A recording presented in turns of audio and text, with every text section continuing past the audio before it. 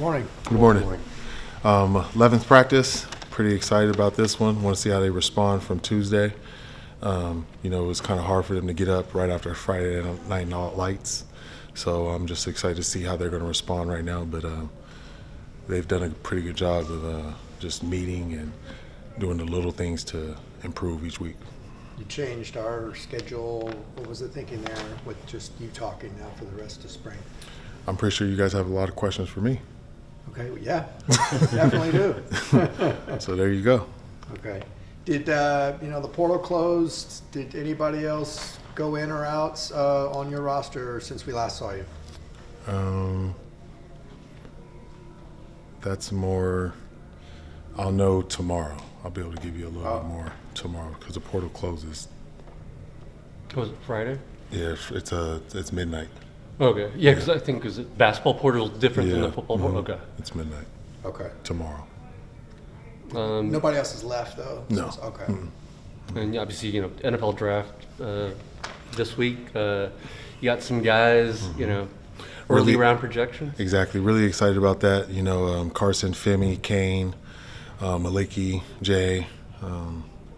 Just excited about these guys to see where they land, where their future holds, I remember this time myself, a little unknown, like you have no idea where you're going to end up going, but I was fortunate enough to get drafted back to a place where I was born, so it was pretty cool to go through that experience. How many conversations have you had with NFL teams about these guys in the last few days, especially? Well, first, let's say we're glad to see you.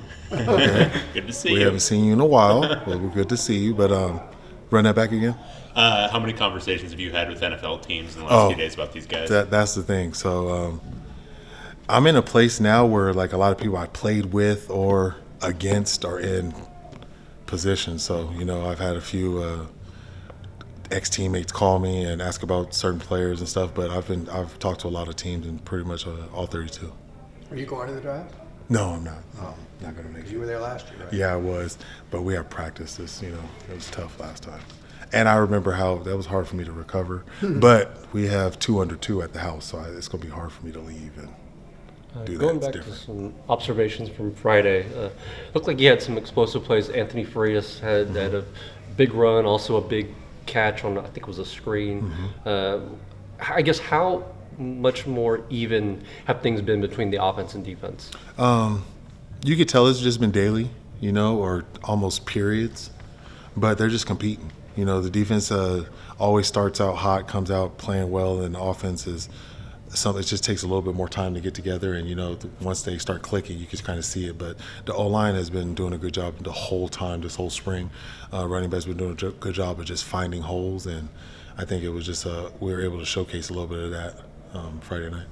So many new faces in the secondary. Who's kind of emerged there through the first 11 practices? Andre, Robert, Key in the back end, But I just like that all of these guys were able to get here in the winter, and that was the key to being able to be where they're at, growing to where they're at now in spring ball. It would have been tough if they would have just got here in the spring quarter, but the fact that they got here in winter, we're able to get some of those mental reps and some of those player-led things that they can assert their leadership on the team.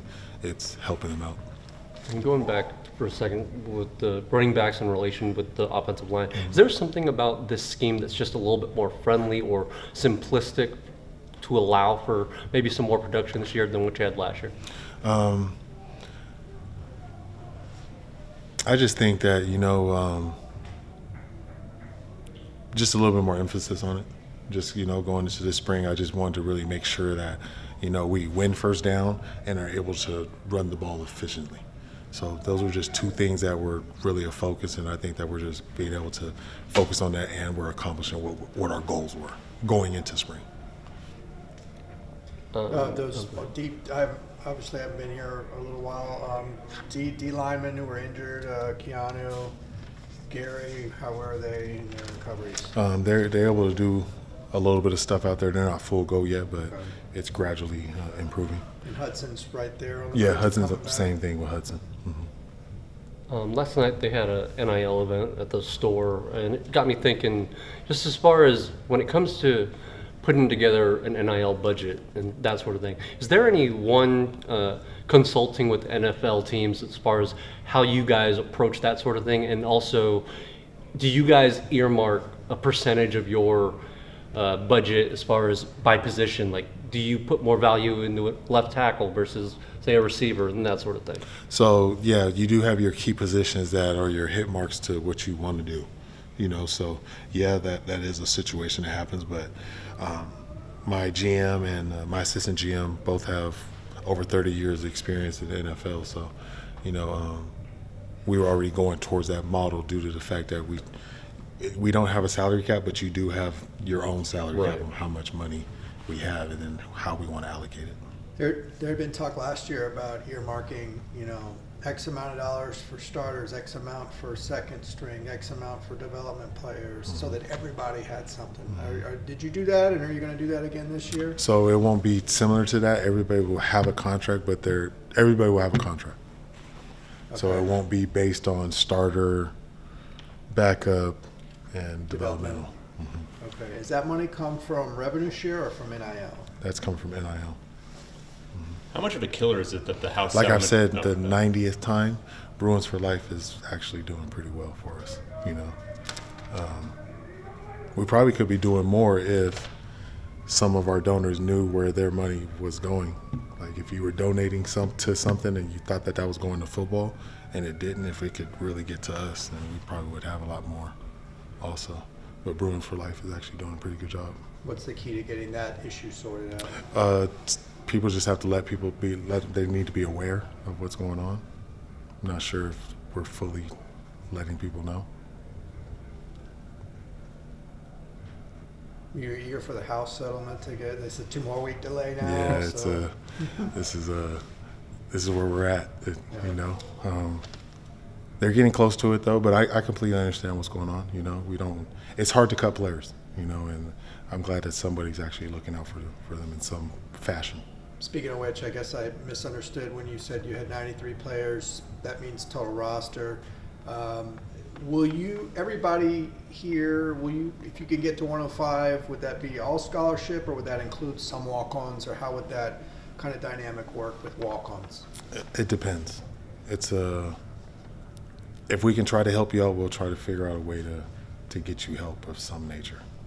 You know, I don't want guys to feel like I just don't want to lose players because they can't afford to be on the team.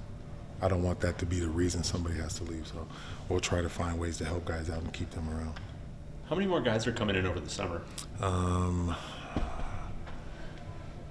It's a small number. It's not And you huge. still have probably some transfers. Yeah, some transfers coming in, but it's not a large amount. All right. Thank you. Appreciate you guys. it. Thank you. Thank you.